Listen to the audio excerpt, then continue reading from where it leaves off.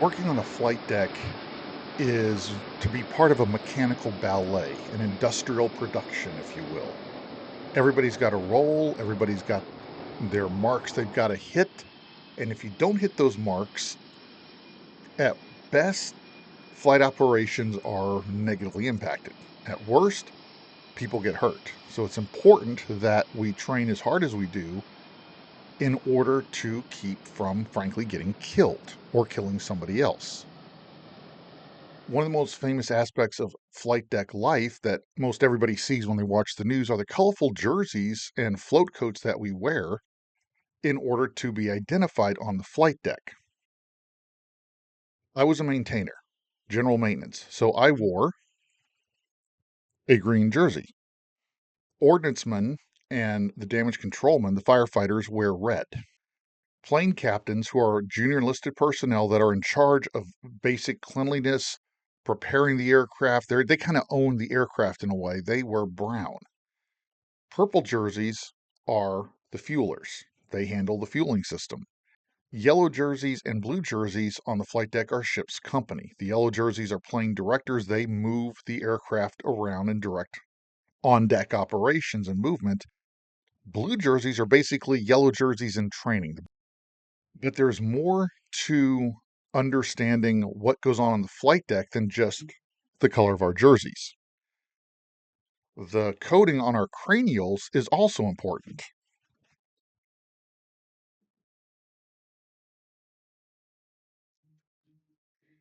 This is the cranial I wore in VF-213. I actually had to modify it a little bit with the help of our PRs because the size of my head didn't quite fit the cranial properly and it was yanking my ears up, which was really painful. A lot of times these are just thrown away when a sailor leaves the squadron, so it's basically I saved it from the trash to keep it. Now, one of the things I was able to do a little bartering with, there is a barter system aboard ship. You can trade sodas to get things done. As a photographer, I could trade taking pictures for people, so I got a lot of help from our PRs and other people. One of the things I was able to get a hold of, if I can pull it out here, set that down, is a skull cap. These are generally reserved for the aircrew, and yes, it's dirty as hell because despite washing it, I still wore it on a flight deck for a long time. But it just made putting the cranial on a lot more comfortable because it covers the hair. This is the second set of decals I put on my cranial. The original set, I tried to do a little flare and look really cool. I wasn't quite satisfied with it, but after 9/11 happened, and that's a whole separate story coming up, I wanted to do like a lot of people and put and kind of mark that on my cranial, but at the same time, I wanted to be a little have a little more finesse about how I did my own decals. So I stripped all the decals off these shells and put this new one on with the 1V. There you go. Sparky, my nickname, and the VF-213. The Sparky and the VF-213, those were optional. Some air wings are really strict and you can't do anything like that. We were in Air Wing 11 at the time, and they were a little looser on the rules as long as these main alphanumeric characters were not obscured. And I'll explain those in a minute. So I did that on the back. On the front side with the new 1V, I also took a leaf from some of the graphics I've been seeing after 9/11 with a Pentagon and World Trade Center symbol. Now, what does this 1V mean? The first number matches the nose number on the aircraft in that air wing. When we were in Air Wing 11, all our aircraft had nose number 100, 100, 101, 102, etc. So all of our flight deck personnel, our cranials had the number 1. Anybody looking at us on the flight deck would know somebody with the number 1, VF-213. Every squadron had a different number corresponding with the nose number on their aircraft.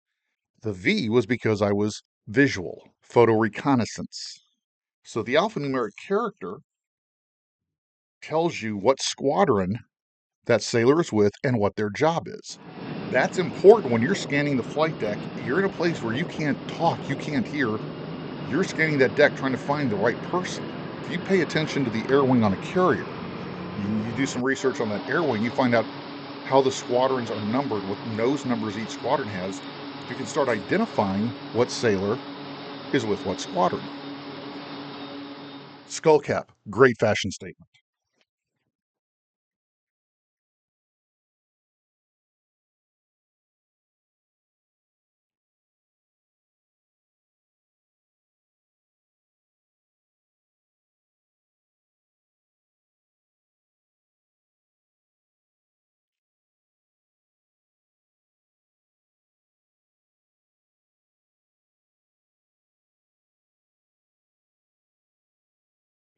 When we weren't doing flight ops, a lot of us, and you'll see this in the news, we just throw this back like this.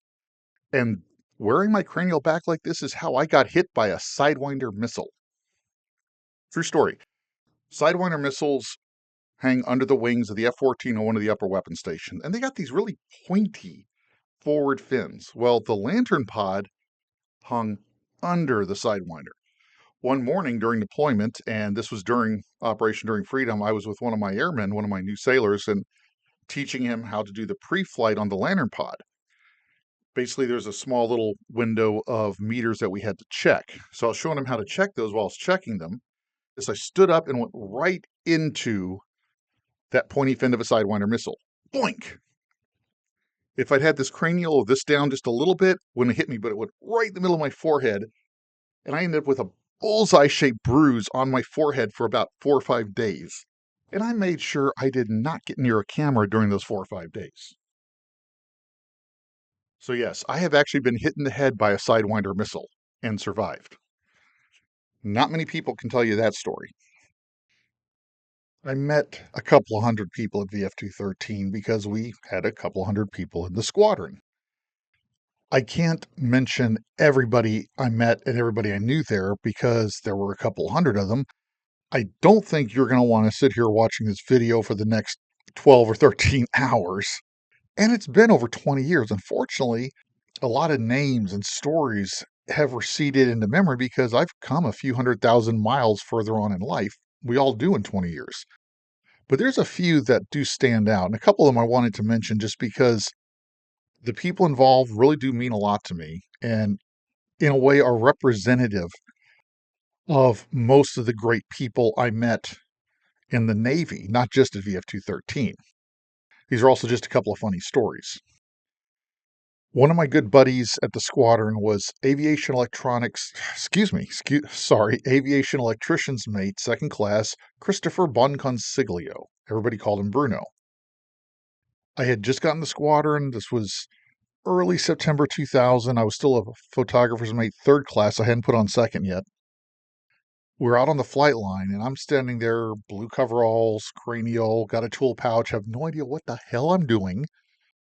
Well, one of the jets that were spinning up, something broke, something electrical. The AEs who were there gathered around the jet for the launch cycle jump into action.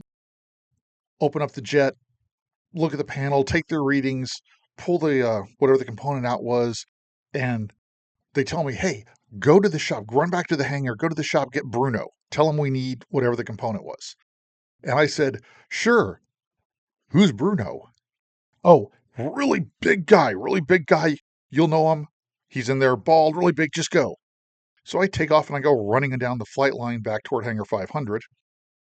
I run into the AE shop and I looked over, and as soon as I looked over, there's this big, burly, bald guy stand up and looked at me. He was at the desk working on some file. He stood up and looked at me. I realized, oh, big, burly, brawn guy. That's got to be Bruno. I saw his name tag. I tend to be a little formal when I don't know somebody and I'm meeting them the first time. Everybody called him Bruno. I saw his name tag, so I said, "Petty Officer Bonconsiglio." And Bruno looks at me and says, "What did you say?" And I said, "Petty Officer Bonconsiglio, this whatever the jet was needs this certain component." He said, "Stop. You said my name. Nobody around here can say my name. That's why they call me Bruno." And I just looked at him like he was dense. I said, "What's so hard about Bonconsiglio?" And he shook his head, started laughing, grabbed his cranial, threw it on, snapped on a tool pouch, grabbed the component. This was like a 30 or 40-pound component. These components are not light. Puts it on his shoulder. And this man, he's a little shorter than me, but broad, big, strong guy. He should have been an Olympic sprinter. He was out that door, through the hangar, and down the flight line so fast, he left a fire trail on the deck. Not every meeting is quite as humorous as what I had with Bruno. Some are more dramatic, some are just there. That's just real life. Interestingly, one of those that was just there was Chief Aviation Structural Mechanic Earl Frazier. He was our day check flight deck coordinator and flight line coordinator when we're back at the beach. Every squadron has 2 flight deck coordinators, a day check and a night check. And they're responsible for coordinating everything that squadron does on the flight deck with flight deck control. Air traffic control in the tower isn't quite as involved in what we're doing right on our little section of the flight line. Air traffic control gets involved when the aircraft are taxiing, taking off, etc. But on the flight deck, everything we do, flight deck control needs to know about. Every squadron has a chief who does that job. I met Chief Frazier the first time at Fallon, where I cut my teeth. I'd only been in the squadron a couple of weeks, and I had to go to Fallon because the tarp shop there, the Black Line tarp shop, between being undermanned, a couple of our guys having schools and other issues to go to, I was the only person available to go to this little 2-week detachment at Naval Air Station Fallon in Nevada, where there's a bombing range that the Air Wings use. Didn't have to do anything as far as tarps or lantern goes because we didn't send a tarps or lantern pod, but every shop in the maintenance department had to be represented. I met a lot of great people there at Fallon. I'd already met Bruno, so having him at Fallon was a good feeling because at least there was somebody I knew I could trust. I probably met Chief Frazier actually back at the beach, but I don't remember talking to him until we're at Fallon, and then just kind of evolved that he's just there in my memory. There's no meeting specifically. He just kind of fades into the picture. He looks like a good old boy, wiry, got a big old mustache that was within regulations, but still somehow managed to look like a life form on its own.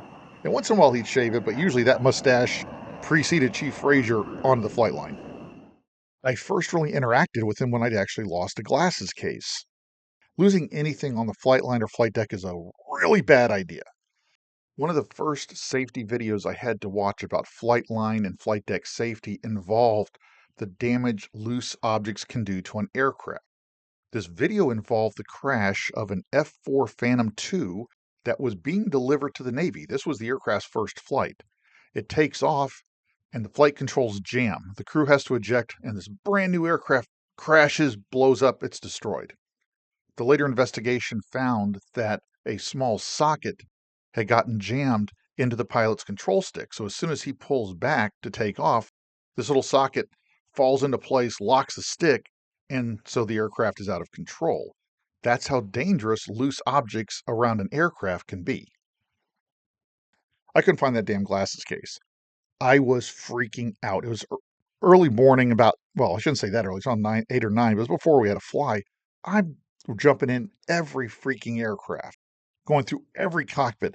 I'm going through my pockets. I'm going through my tool pouches. I'm going through the tools box I brought with me from the shop out to Fallon. I actually cut my arms up and I was bleeding because I was sticking my hands into places that anatomically I shouldn't have gotten them into to see if maybe a glasses case like this had managed to fall into a space like this. I was panicking. I got to talk to the chief. So I go find Chief Frazier on the flight line.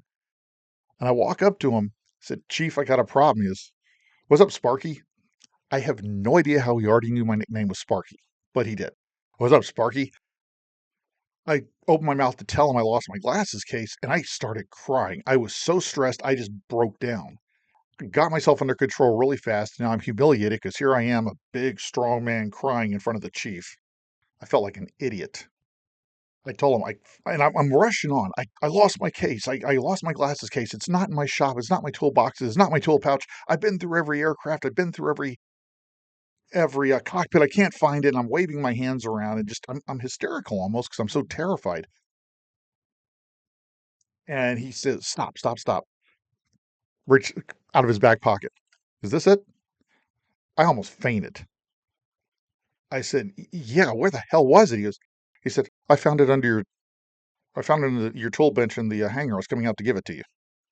The one place I hadn't looked was under the tool bench in the back, so it fell out of my pocket or something and scooted back there.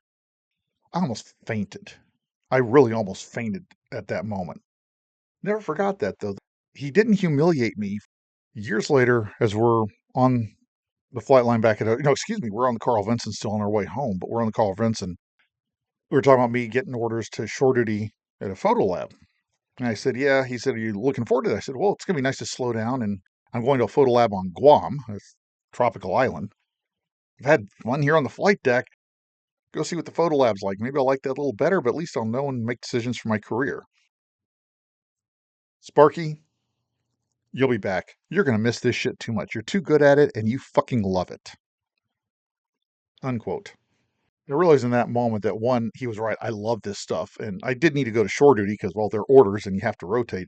But in that moment, I realized he's right. I love this. This is where I feel like I belong in the Navy. I'm coming back. Of course, that didn't happen, but that's a different story. I also saw him literally kick somebody off the flight deck during a workup. So one of our guys in the squadron was being a real Badinsky. Chief finally told him, get the off the flight deck, get below, I'll deal with you later. The guy kind of gave him an attitude turn and started just sauntering toward the catwalk to leave. Well, there's an airplane trying to move over here. There's a ground unit over here trying to go to another airplane. So this guy's in the holding up traffic, and Chief Frazier just well, I can't show you here, but he picks his foot up. He put his boot in that guy's butt. He literally kicked him in the butt and knocked him off the flight deck down to the catwalk. A number of us, myself included, actually cheered. Yeah. He was a good guy, and I have lost touch with him over the years. I haven't been able to track him down, and if I can find him and get back in touch with him, assuming he's still alive, I would love to. He was one of the two chiefs that were the model for me when I put on Chief Petty Officer.